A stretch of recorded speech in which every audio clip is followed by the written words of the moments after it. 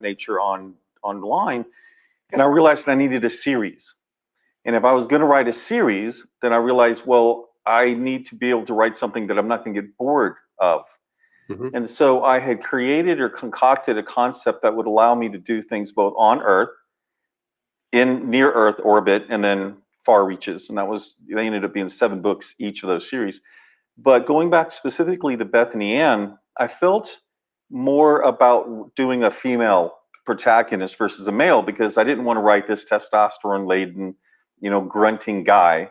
And so I built it female for that purpose right there. But then again, I also was attracted to strong women. Now, this is back in, late 2015. So while strong women were obviously a thing, they weren't nearly as over the top as it is, now in society. Mhm. And so with Bethany Ann, a couple of things that are relevant. One of them is she has a penchant for shoes, right? She And sure does. and that comes from my wife. And if you've read the 3, you might have read in the back in the author notes, I put this thing, it's like anything I've learned about shoes, women's shoes, comes from my wife. And at that time, she would have me get up in the morning because I work from home, and she'd be like, "What do you think of this pair of shoes? What do you think about that pair of shoes?" I have no idea why she thought it was relevant to ask me my opinion, because I'm like, I don't work that way. Right. And she can, and so there was that situation. And so, I just felt that Bethany Ann would be a more caring individual. And I thought she should have 2 defining characteristics and 1 fun one. And that trilogy, or the trinity of properties, comes from actually Steve Jobs. And Steve Jobs talked about it back when he introduced the iPhone. And if you go back and watch that, you're going to say, it's a web browser, it's a phone, it's an iPad, it's a web browser. And so when I delved more into that, he believed that oftentimes you could only capture 3 essences of a project or a product.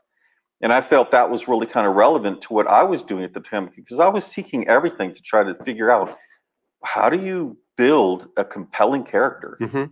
I don't read a book. It's the action's nice, but I read it for the characters.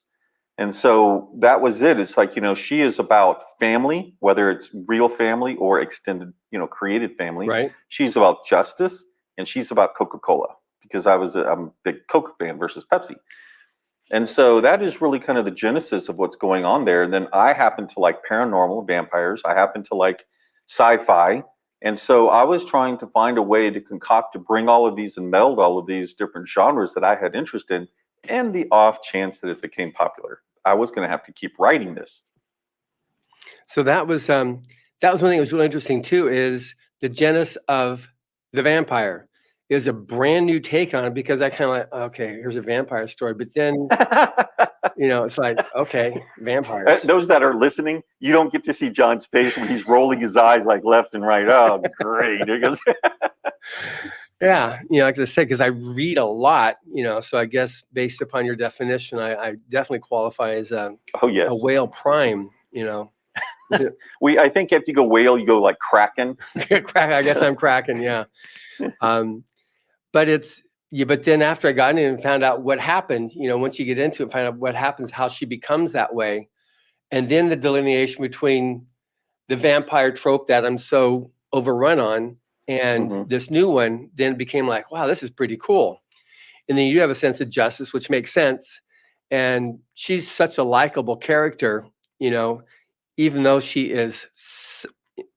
I love also her sense of propriety with her language, and at the start of each book having to have that disclaimer, Yes. So what John is obliquely referencing at the moment is that Bethany Ann curses a lot. And the challenge, it has been challenging for those new authors out there. If you care to get a little salty with your language, expect a lot of pushback.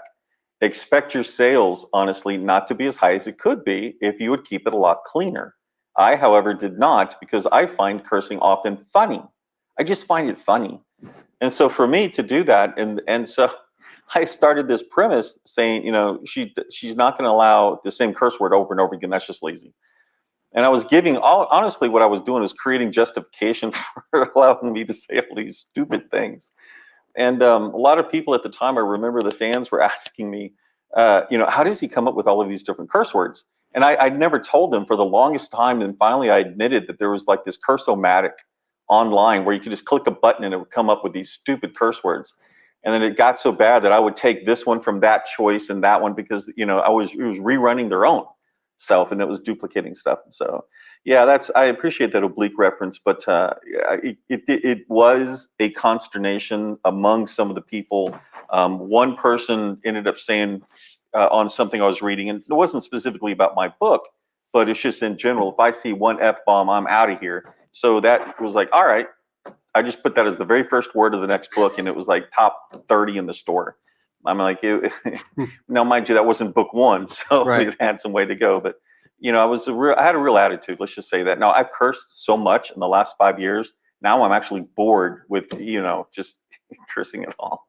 Yeah, I mean, not to justify cursing, because Yes. with our Rise to the Future series, we're pretty rigid on the use of profanity, lack thereof, but what you've done with it, though, because it's not the standard old F-bombs, and so it's like you're having fun with it.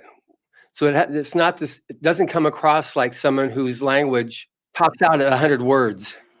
Yeah, it's similar to whenever stand-up comedians used to curse just to get a rise. Right, to get a rise, to get a reaction. It's not intended that way. Now, mind you, if you do it, you're going to get people saying that's why you're doing it. But in today's society, I'm like 8-year-olds say it, so I don't why they're. Yeah, because they've read your books too much. I have had people actually go, like, you've been cursing more often, sweetheart, and they're like, Yeah. So, but that's, I think, possibly some of the least of our societal problems. But anyway, that's not the subject of this interview, so we shall move on. So, one thing on when I went over and looked at your website for LMBPN, other than one feral chipmunk on the cover art, they were all the personas were female, at least in what I saw there. Is there some particular? I mean, obviously, I've no problem either way on that, but it really struck me as a definite factor. well, and I didn't see any F in the LMBPN, so I didn't see. So there's 2 or 3 things that we're doing. One of them is absolutely you're seeing a snippet in time.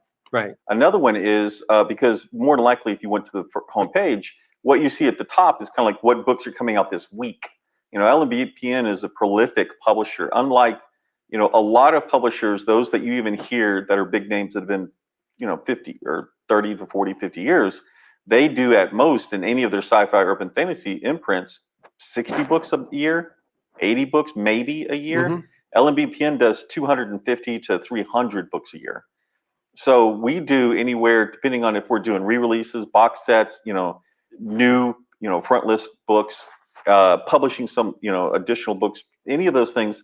We often have anywhere from 4 to 7 or 8 titles a week coming out.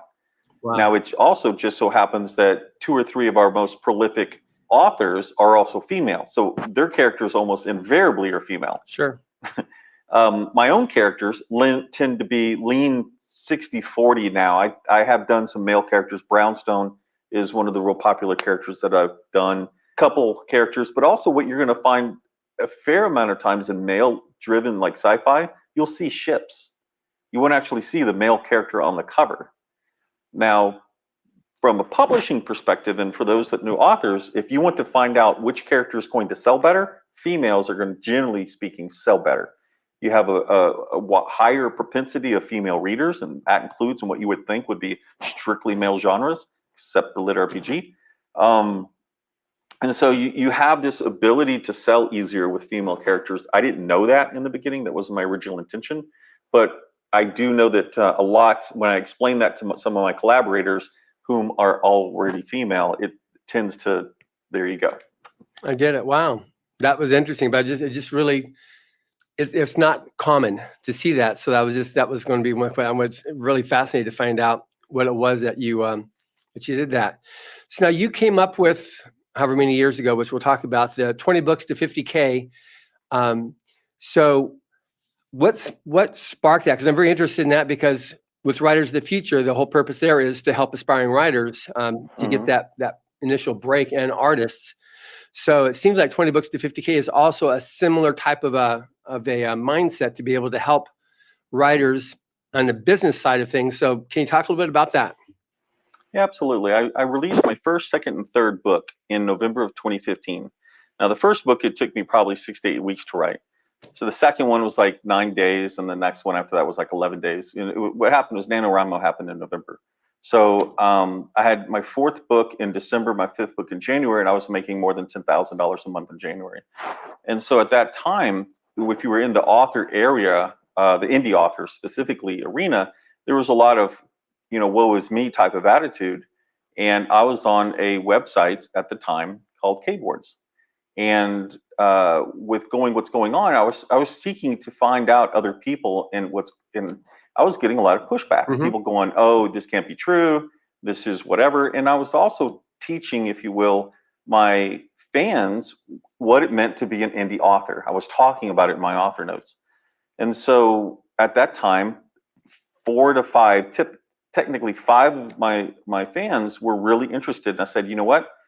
I had just gone down to Cabo a couple of months before, and in my mind, 20 books to 50K was how many books I would have to write to make 50,000 a year consistently.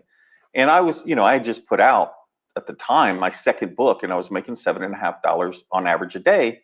If you 20 times 7.5 gets you 54,000, so that's kind of where the 20 books to 50K from. So when I was helping my fans, I'm like, you know what? We need to take this conversation out of the Facebook page related to the books, the stories. Let me go create another Facebook page and we'll all talk there. And so because of that, I named it, branded it 20 books to 50K based on my own desire, right? Mm-hmm. When I went to a particular indie author event in February of 2016, so I'm 3.5 months into this, there was a lot of talk there. And those fans, a lot of them had started releasing their own books because we all hit the ground running. Many of them would do it. And at the time, it was 4 of them. And all of them had introduced themselves into the top 10,000 of the store, which was kind of unheard of at the time. And so by then I was, I'm writing every single day. I'm usually working 20 to 22 hours a day on all of this. And I could say I had perhaps a slightly short temper. And I just kind of laid down the gauntlet. I was tired of the flack I was getting, and I just wanted to talk business. I wasn't going to talk how to write. It wasn't relevant to me. So I threw down the gauntlet and I said, here, boom, boom, boom, boom, boom. Here are the results of what I'm doing. If you care to talk about this anymore, join me on 20 books to 50K. We'll help you over there. And I had 4 people. I figured I'd get 4 more, and I personally could help 8 people. Mm-hmm. I wasn't ready. It was the weekend of this event that was in Austin at the time. And I wasn't expecting to get 80 in the first weekend. And so all of a sudden I'm overwhelmed. And I reached out to quite a few people who were at that event. And Shawnee, John, and Dave, it was their event. And I wish I could remember what they called it, but it's escaping me at the moment.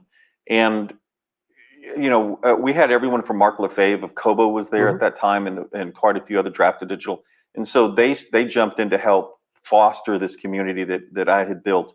And so a lot of my fans and my collaborators and things who would become collaborators jumped in to help me as well.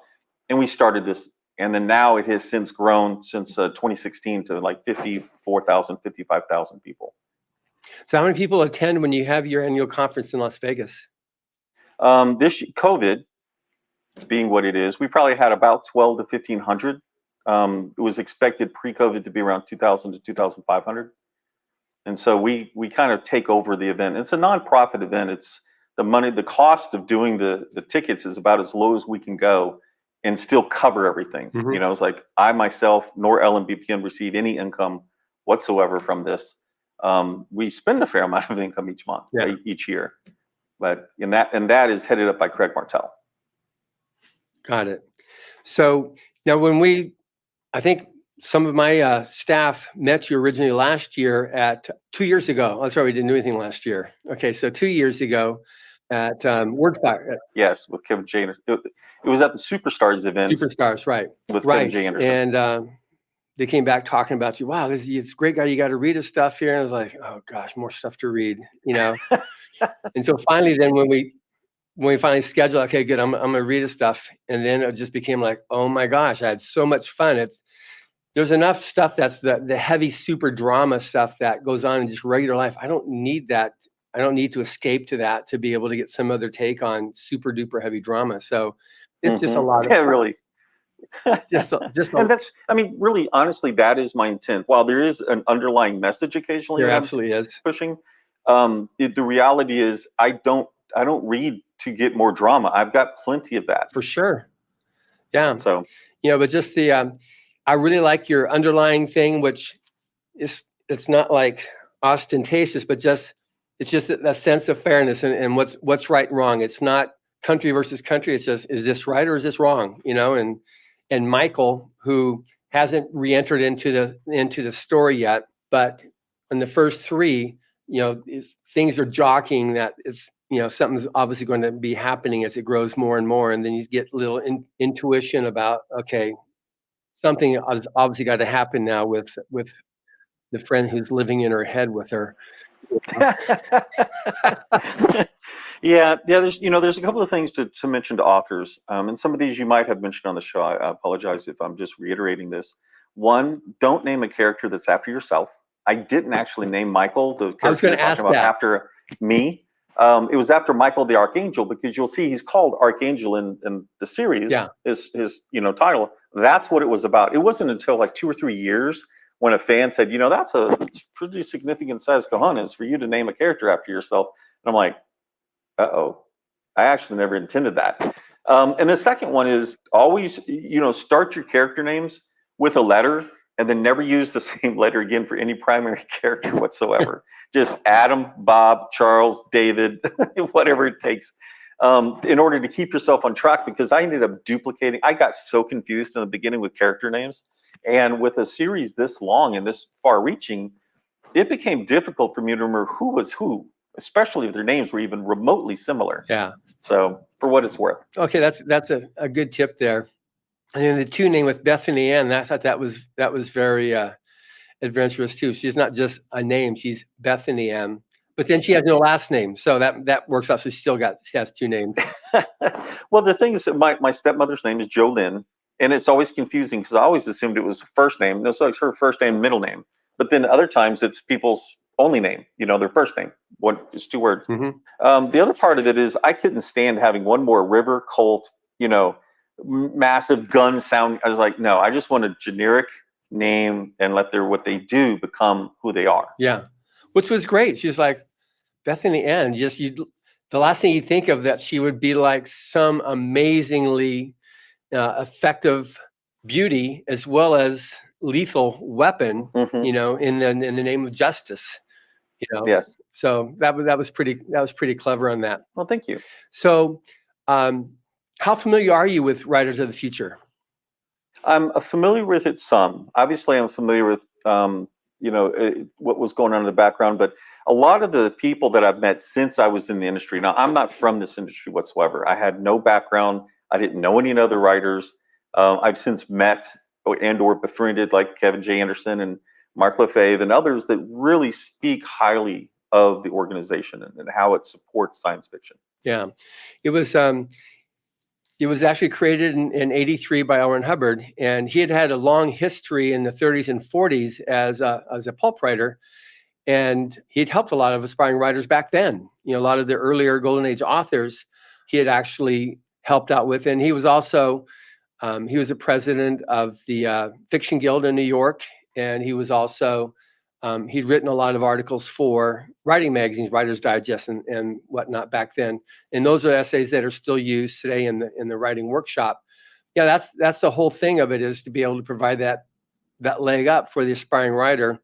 It started off, and we had, like yourself, it started humble beginnings with Aldous Budrus. I don't know if ever heard of that name, but he was a very famous editor at the time. So he became the first coordinating judge, and he brought in his other friends and other famous writers at the time. So you've got, Anne McCaffrey. Todd is now is one of the judges. I met both of them. Yeah, so they were both judges, and we've got Kevin Anderson co-writes the Dune books with Brian Herbert, but His father, Frank Herbert, was one of the first judges. So we have that type of a history with the writing contest, and similarly with the illustrating contest with major names in illustration back then. And it just continues on because it's blind judging, that everybody has a fair shot at winning the contest. The judges only see the story or the art. They have no idea if it's male, female, nationality, or anything. Can we talk about that just for a minute? Because maybe it's politically incorrect for me to say, but unfortunately, there are both two things that I do not believe writers of the future, as you say, the blind part of this. But there are a lot of politics in a lot of organizations out there, and I've seen and watched and got embroiled in some of them myself. And so I have a lot of respect for double blind judging, or blind judging as you're doing, and a lot of respect for the level of experience that professionals bring to what's going on. Because I'm going across multiple genres here. We know about the implosion of the romance writers situation. We understand, and there are a couple of others that I won't name, but some of their most storied individuals actually don't sell at all. It was politically motivated, and I mean inwardly, not Republican, right, Democrat. I mean inwardly, sure, politically motivated. And yet, you and I have discussed previously about the quality of where some of the winners of Writers of the Future, where they've gone. And as a publisher now, kind of matured into that role, I understand what it means to have people be willing to say, hey, whoever wins, give them my card. If it wins with you guys, give them my card.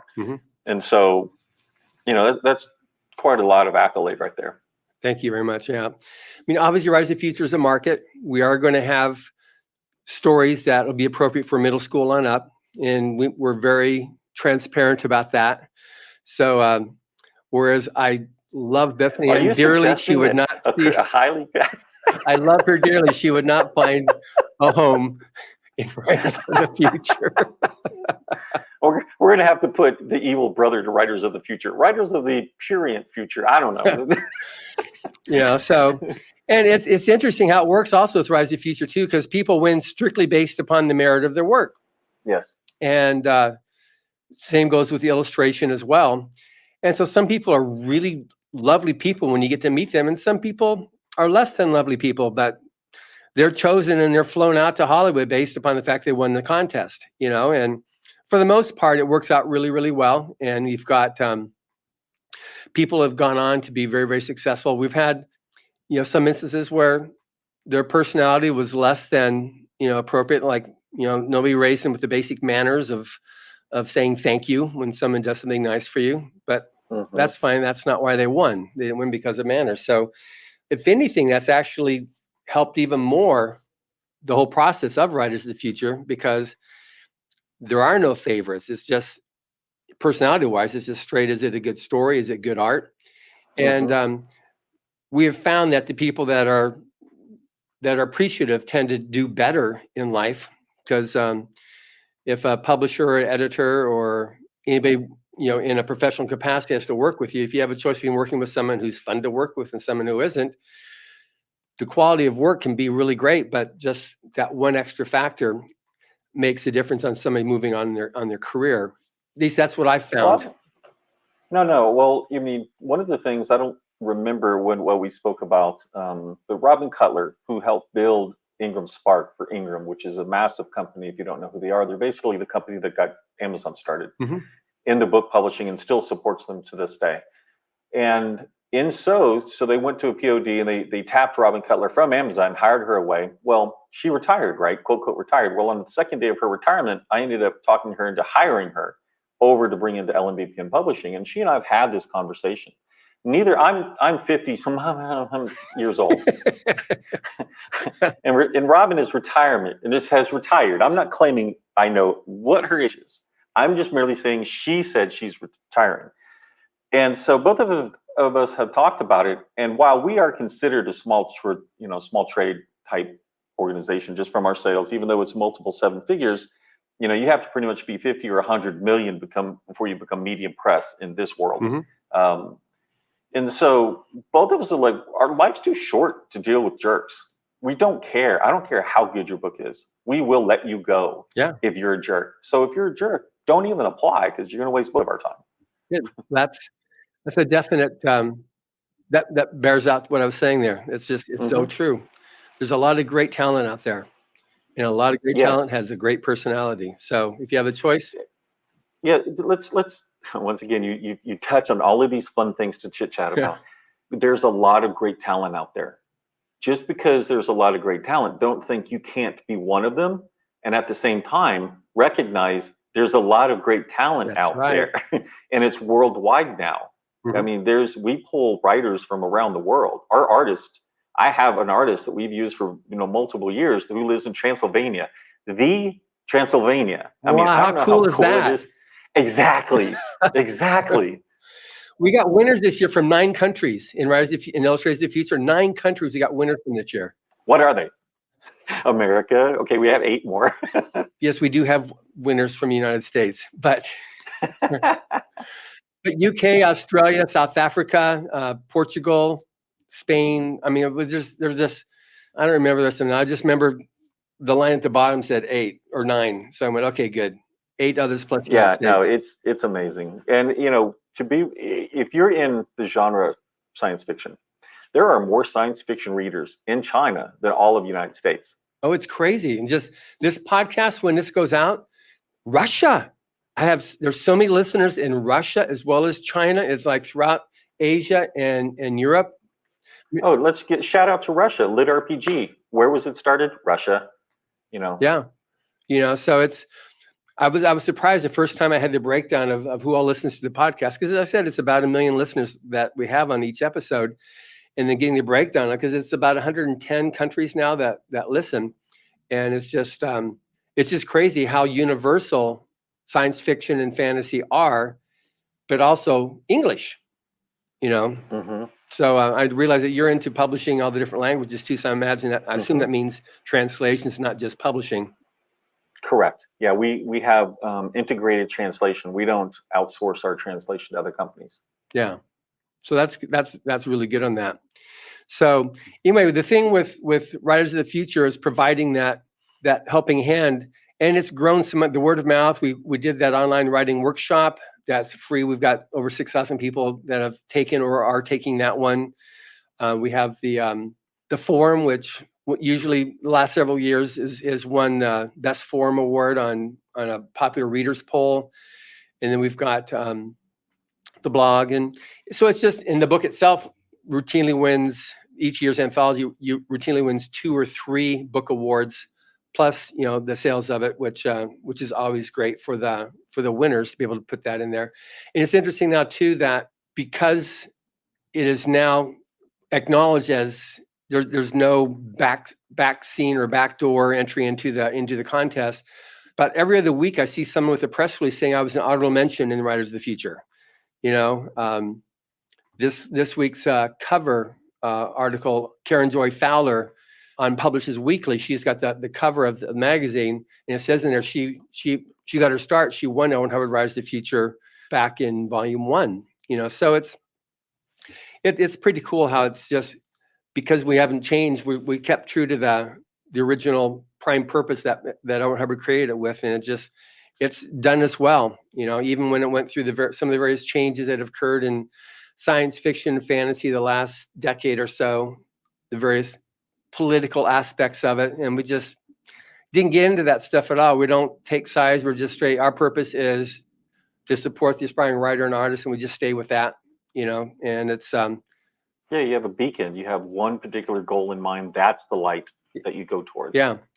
And so it's when that particular evolution was happening in science fiction and fantasy, tried to pull us into it. I stayed clear. I said, I'm not going to play that game. Didn't get into it. And so the backlash on them was way worse than anything on us, saying that Rise of the Future has done more for science fiction and fantasy than you could ever hope to. So back off, guys. Anyway. Yeah. So on when we spoke on our little pre-interview, you talked about writing beats. And so if you can talk about what writing beats is and what's its value, and then beats versus pantser. So most people understand that you write it, what pantsing is, and if you don't, then it's writing by the seat of your pants. I mean, that's exactly it. You start, you go, John was walking down the hallway, and he heard, you're just writing. Yeah. Then you have the opposite of that is like a high, heavy duty outline. You know exactly what's going to go on in every little twist and turn. Somewhere in between those two are beats. So, and it's the name is kind of taken from the beating of your heart, ka-dunk, ka-dunk. And every major ka-dunk is something that happened. Like it's just the genesis, a sentence or two about what is that scene. Bethany Ann has to go to the bank and withdraw some money, and something happens. And then that's a whole chapter. What something happened in this particular instance is somebody tried to rob a bank while she was inside trying to get money, and it pissed her off, and she took care of stuff. A lot of stuff actually happens that way. Something happens and it pisses off Bethany Ann, and she takes care of stuff. But within all of that, what those beats are is unique to every person. I like to say if you have 10 authors, there's 11 ways to write this story. Each author is going to have a unique way, and there will be another one. There's probably the right one that none of us got. Right. And so, I'm very objectively subjective about what is correct. And the answer is it's always, as people I'm sure have said, it's whatever works for you. People would like to know what's the bullet. I was like, I can tell you exactly what the special bullet is to write, so long as you write exactly like me. If you don't write exactly like me, my advice is going to have varying degrees of support. Right. And it doesn't mean that I'm right or wrong. It just means that your brain doesn't operate the same way mine does, which is fantastic. Otherwise, we wouldn't have unique stories that we do. Right. So those, for me, beats would be, if you take a spreadsheet, on the left-hand side, you would write what I would consider mini arcs. Bethany Ann has to go and get the money out of this bank in another country. Bethany Ann has to accomplish getting the UFO over here to this place. Bethany Ann has to accomplish this. And you have the whole, beat of the book, which is she has to defeat XYZ. And for each, now my background is programming. So for me to actually go A, B, C, D is something I've, done a lot in my life. And so I would just write these and I'd say, okay, if she's going to have to do that, well, she has to get on the train. She has to go to the bank. Something has to happen in the bank. And then she comes back home. And that's 4 beats. That's the whole quote scene, right? Mm-hmm. And for me, those 4 beats are probably going to be 3.5 chapters. But then I go to the next one. And so for a 75,000 word book, I would typically have anywhere from 55 to 75 little cells, spreadsheet cells. And then I would take these ones. Remember, on the left-hand side was each arc, right? Not in order. But so now, because I do head hopping in those books. And it's another thing that a lot of fans are not terribly happy with, but they dealt. And so I would then take those beats and I would put them in chronological order, top, to bottom. And I'd put that into Scrivener, and I would just, each one of those, I'd break them into chapters, and then I'd just start writing it at the top, and I would write each scene as I went through. So you never find me going back and coming forward. My brain didn't operate that way. I'm fine going absolutely down. It's what I've been taught. And so I would go all the way through, and what that allowed me to do is I would end up having just in time, people checking my work. As I finished the first 5 chapters, I threw it to them. And there's a podcast on this in much more detail if you want to go find it somewhere. But so by the time I finished the book, usually I would finish on a Monday or Tuesday. Mm-hmm. They would have 5 to 10 chapters to finish reviewing, and we would have it out by Friday. Because I wasn't waiting 6 weeks, 8 weeks, 12 weeks. I wasn't waiting any of that time to get this book out. I'm impatient by personality.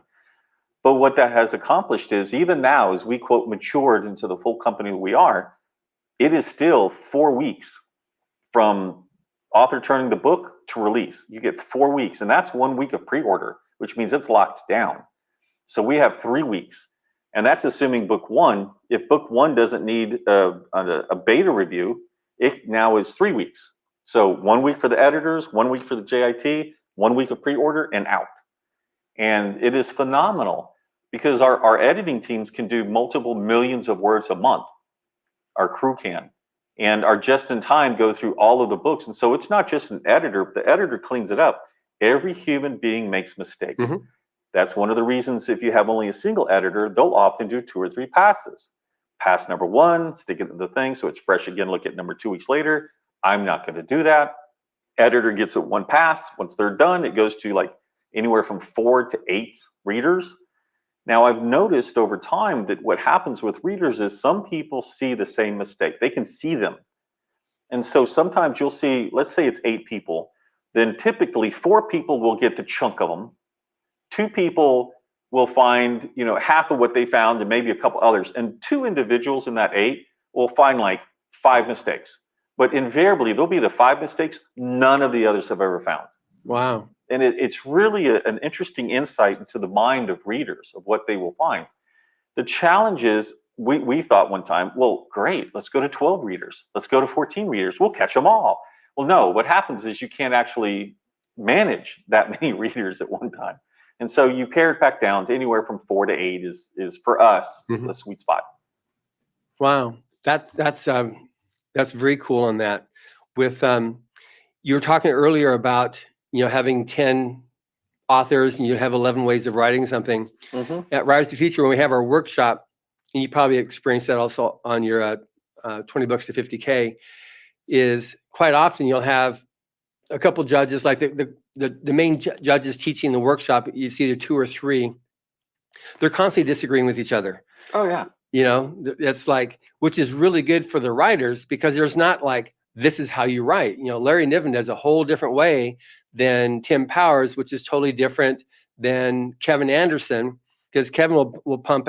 First of all, he dictates everything, and then he'll do half a dozen books a year, whereas Tim Powers will do 1 book in a year. He does amazing, painstaking research into it.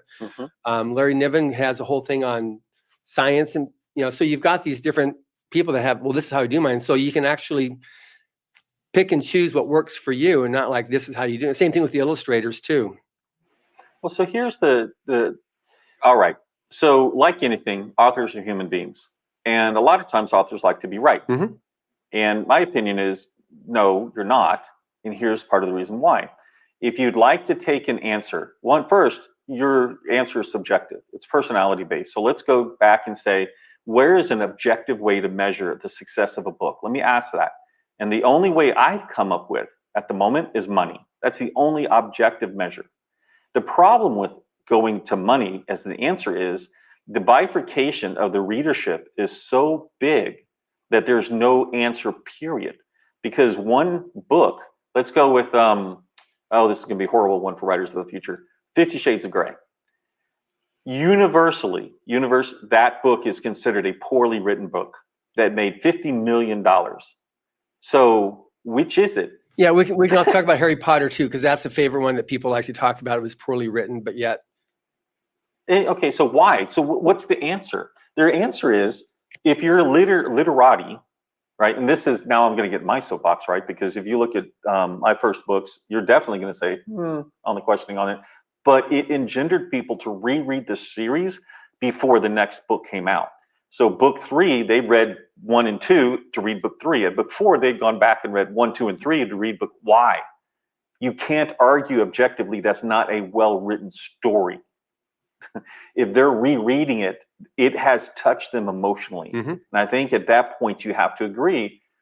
Now, if you want and then the blue paisleys on the wallpaper were done in such a way, but the little corner of the glue came off. That is a different experience. The readers who like that, and there are some, because I've had discussions with one. One, it's all I could handle. It was a very long discussion. But I couldn't understand it, because myself, I was bored to tears. And that's what you get in high school a lot of times. Look at the wonder. It's not wonderful. It's a particular wonder for you, but for me as a reader, I hated it because I didn't need you to fill in the details back in the 1800s. We have TV. I know what a lion is. I don't need to understand the flowing hair that comes off of the mane and the wind as it glades. I don't need that. Right. Yeah. So that's like Pulp Fiction also versus the pulps versus the slicks. Well, yeah. So in the slicks and everything you're talking about there, people wanted to become slick because they got paid better, right? No one remembers the people who wrote the slicks. That's right. You only remember the pulps because those are the ones that stood the test of time. Right. That's exactly right. And it's I think that's a really good point too, that people need to understand. Like, you can go into, I look at the stuff I had to read in high school. I really don't remember it, but I remember I saved my pennies and my nickels as a kid, And Texaco used to have this thing where they would, when you fill up or get so many gallons, you could then buy books. They'd have books. And so I remember reading, Jack London, and just Out of the world. yeah, exactly. I love that. And I love Tom Sawyer and Huck Finn. Those were my favorite. And I still remember them, even though I read them so long ago. They were great stories. And, I don't remember the hair on the mane of the cat, Wuthering Heights. I'm sorry, it's not there. Now, once again, I'm not the target market. And I guess that's where I was going to. The three authors you're speaking about earlier, they have different target markets. Mm-hmm. They should, if they don't understand the business, then they're not going to understand what I'm saying. Once you get into the business, you recognize that the different target markets are expecting different writing. So within their target market, they are absolutely correct. Right. But outside of their target market, they're absolutely wrong. And so one of the reasons I feel like I exploded the way that I did is I wrote to an untapped market.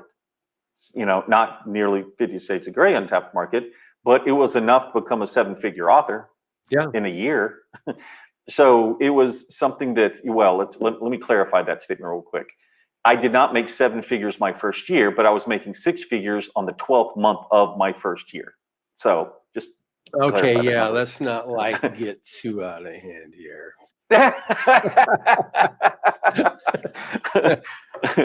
And now I'm up to 9 figures in my 8th year. Yeah, no, oh man, dude, it's a goal. Everyone should have a goal. Exactly. Imagine how much good you can do with 9 figures. Universe. Exactly. I gave you Bethany Ann. She's doing good, so let me do some good here. Yeah. A lot of people helping their fellow man. Someone named a baby after Bethany Ann. Come on. Really? That's pretty cool. Yes. There's a young girl named Bethany Ann. Okay, good. So, so now you've got, because we have both the writing contest and the illustrating contest. How do you pick your illustrators? Your cover artists? Or is it a closed? It's not totally closed. The challenge is that we go through a lot of art each and every month. We go through a lot of art, and as a production company, and we are effectively an IP creation engine. If you think of just LMBPN itself, we are relatively very unique company in the way that we do things. So I realized if you treat people well, they'll want to stay with you. Mm-hmm. And each time we worked with an artist who was easy to work with, go back to not being a jerk, and they produced art that we wanted and we were able to afford them. And, we worked well. I said, okay, can you stick around if I give you 6 books a month? Can you deal with that? And would that be okay? And you have to understand, artists are treated very poorly by indie authors, by and large. They will find, not all of them. I just merely to say that the bad experiences highly outweigh a lot of the good ones. Mm-hmm. And so when you work with a company like LMBPN, we're not that picky. I mean, we're picky within reason, but we're not like, and can you change this? And her middle index finger is the wrong way. And by the way, we want 4 of the characters, which arguably is not a good choice. I know I just broke it to test something, but in general, you really only want 1, maybe 2 characters, preferably 1 on the cover. And so I started, quote unquote, acquiring these artists who'd be like, yes, I'll let you block up my time, because now they don't have to sell. They know that they're going to be paid. They're going to be paid very quickly, which is honestly one of the best things you can do. And they're going to be there for us. And so we've acquired 4 or 5 different artists to help us with the amount of work we do each and every month. And they're not exclusive to us. So all of them will take on other clients. Just to be aware that their availability might be June of next year. Mm-hmm. So just of what's going on. So, but we are testing, because occasionally we will get new needs and we're like, oh, we need to recover the series and we need 8 covers in the 2 months.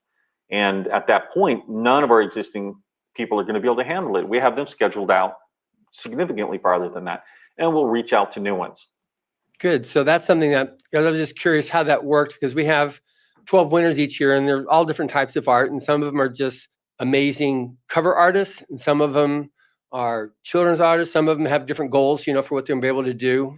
I just did one interview with our winner from Turkey, and she's at USC now, and so for her is gaming. So she's working on, and she found she loves working with other artists to help bring out the best in them. So she's running projects. Now she's a freshman in college, and she's running the senior. Which USC? University of Southern California here in Los Angeles. Okay, no, that's my wife's alma mater. So she is like, we assume, oh, you must mean University of Southern California, and then Robin is like University of Southern Carolina or something. Oh. And we're like, what?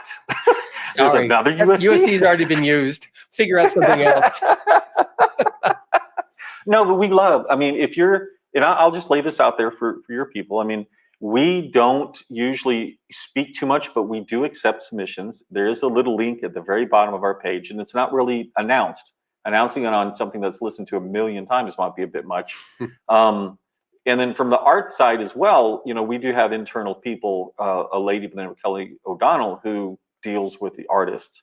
Now, I will, upon occasion, undertake unique projects for an artist where I just like their work. And I'm like, you know what? In fact, I'm doing one right now with a guy by the name of Justin Smith. And I'm like, I did one book with him 1.5 years ago. I liked his work. His pricing was way out of tune with what we would normally do.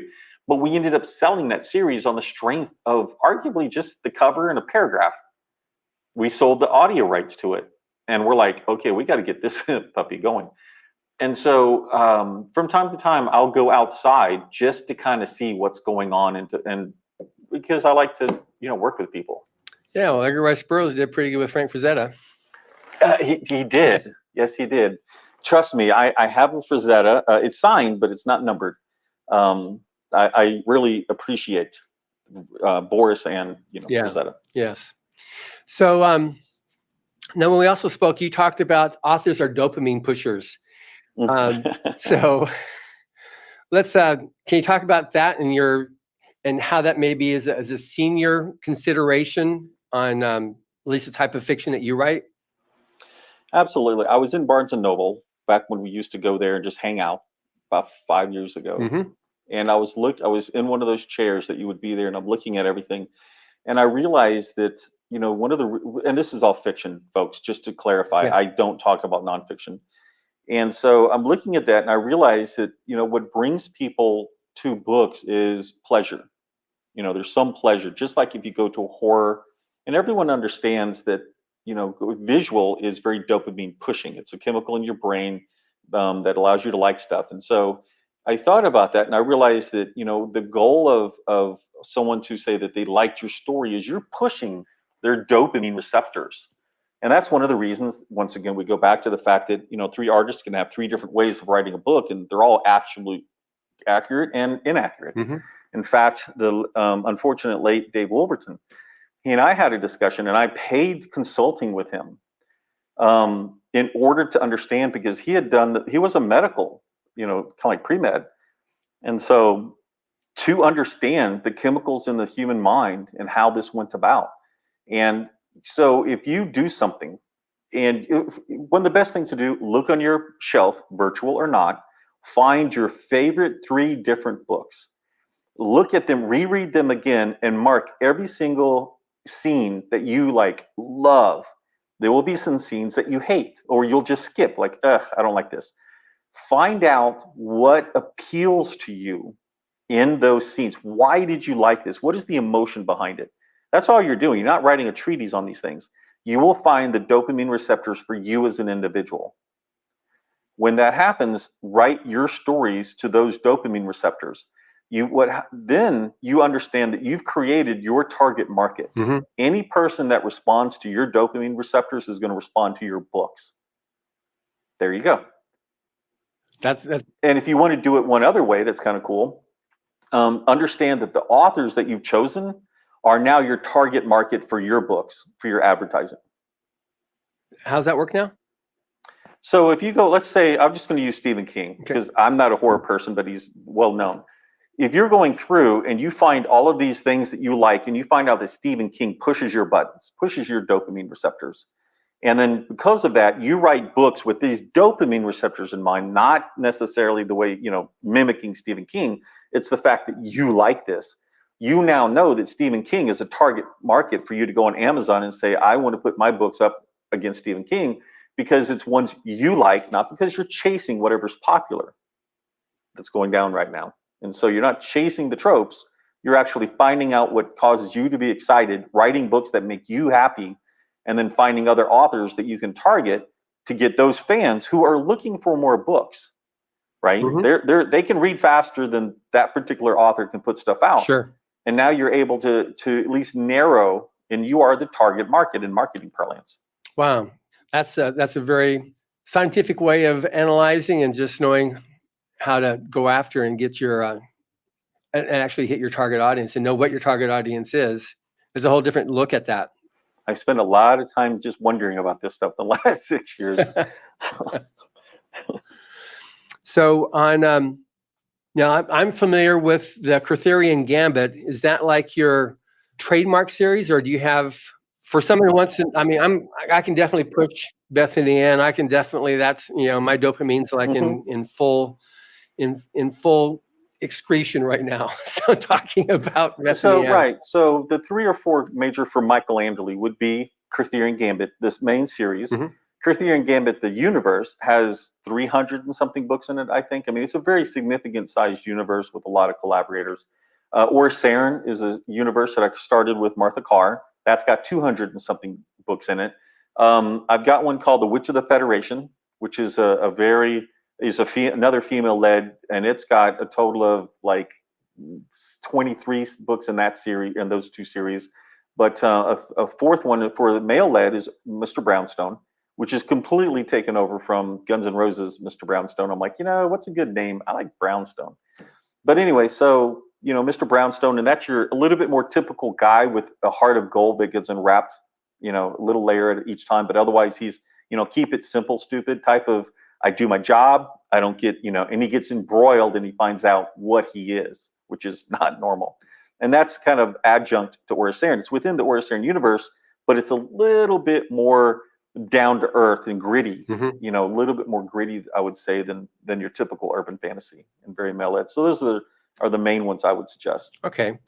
So when you said that number of how many books are in there, those are all your books? You've written those, or do you actually have other people writing in your universe as well? Yes. So back at the end of 2016, so 1 year into it, the fans were asking for a lot more books than I could even possibly write or wanted to write. It's like this needed to go into post-apocalyptic, and I didn't care to write post-apocalyptic. Right. I do recognize that if you write it and you write it wrong, you will get ripped apart, because they're expecting you to be accurate in your guns and in your ammo and in just everything, how to dig a ditch, how to, radioactive, all of that stuff they're expecting. And I'm like, I'm not doing that research. So I knew Craig Martell at the time through 20 Books, and I reached out to him because I knew he was a post-apoc guy. And I said, would you be interested in joining me over here and writing this?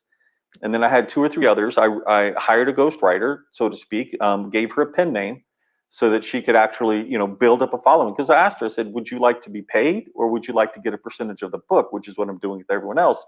She's like, I need to be paid. I'm like, all right. So I'm like, and then I would send her notes. See how much money you missed? You could have made this money if you just done this one. But later she decided to do it as a percentage. She got wise. But so I've done all sorts of things in that way. And so, Arthurian Gambit is mostly collaborative, and you'll see my name is second. You'll notice that a lot of times the major author is always big and bold, and the minor author is tiny at the bottom, and I don't like that. So I built it and said, if I'm not the one who's written at least 50% of this book, my name will be second, and it will never be that our names are any differently sized. They're always the same size. And so you always see that. If someone else, Candy Crumb, Michael Anderle. Candy's the one who wrote that stuff. She and I worked on it. We collaborated on concepts, but she worked through the LMBPN engine and beta fans and everything else. This has accomplished 2 things that I did not expect. The first one is, with her name first, she gets all of the credit predominantly for that series. The downside is, guess who gets the blame if the series, I didn't recognize this. I didn't know it would happen. It's just what has happened. And so, she gets the credit, but she gets the blame as well. And so where that's quote unquote helped is, if she ignores, in this example, she did not, but I'm just saying, if the author ignores the suggestions of either myself or the beta readers and say, we think you should change this, and they're like, this is what the story needs, and they go down in flames, they're the one who's going to go down in flames. I get it. So now, when I was researching you, you also have another pen name that you write under. Uh-oh. Uh-oh. So, are we talking about Michael Todd or another one? another one. Okay, which one is this? The I was just looking for it. A female. Judith Barron's? Yes. Okay, so Judith Barron's. So when you put out the quantity of books that LMBPN puts out, you think of it like an advanced course in publishing that is done in the matter of a few years, what takes others 20 years. If a typical author writes, let's say 4 books a year, that's not traditional. Traditional is 1 time a year, maybe 2, unless you're James Patterson, and that's based on traditional business to business sales. We could go into that in another series. Mm-hmm. But let's say you put out 4. Well, I had put out, I don't know, 8 to 10 in my first year. So I was already at 3 years worth of knowledge. With the publishing company doing what we did, where we scaled up, I'm doing 1.5 years to 3 years of a typical really strong sci-fi publisher in 1 year, which means that for the smaller guys, I do 10 years of knowledge in a year. Mm-hmm. So after 6 years, we've got quite a bit. We've tried a lot of things. One of the things that we were concerned with Martha and myself is, would one author make more sense than 2? Because the theory was fans don't like collaborative books. They prefer single author books. So we put up there and built Judith Barron's over, and you'll see Michael Anderle and Martha Carr is attached to it, but it's not on the cover. And so that was a test of what's going on. Now, some of the other things that people don't realize is when you do things with Amazon and you can potentially get bonuses, which we do invariably every month, someone gets it in the company, they base it on the authors. So so Martha Carr is an author, Michael Anderle is an author, Martha Carr, Michael Anderle is an author, that's 3. Judith Barron's with Martha Carr and Michael Anderle is 4. They don't do anything. That's how they split it up. And so over time, we realized we were shooting ourselves in the foot, not leaving it under Judith, under Martha and Mike. So we moved it back. But that was the test that we were doing: is does a single author sell better than just 2 names? Right.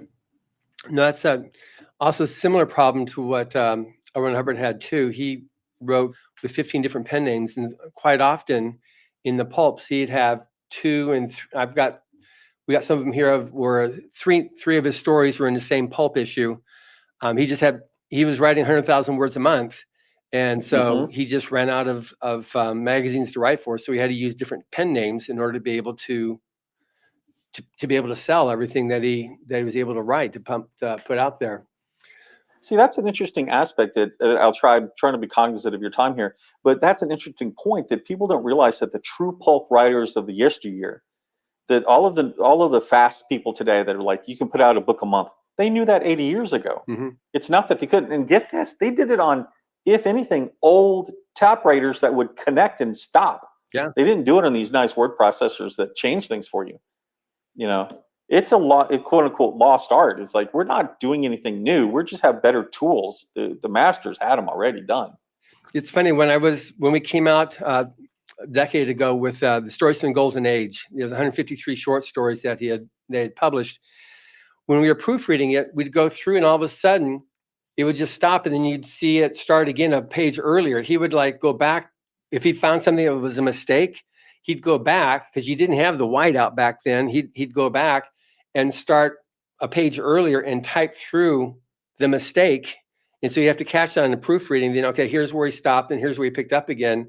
So he typed through the mistake, whatever it was. Oh, that's fascinating. Yeah, A. Van Vogt commented when he saw him writing once, he would just have the paper in his typewriter, and he'd look towards the wall and he'd just start typing. And he had a composition speed of 94 words a minute, and he could type between 120 and 150 words a minute. So he would just pump it out. And so Van Vogt talked about what it was like watching him create. He was just like, the story would roll up, what would roll before him. He'd be typing what he would, what the story was as he was creating it there. Mm-hmm.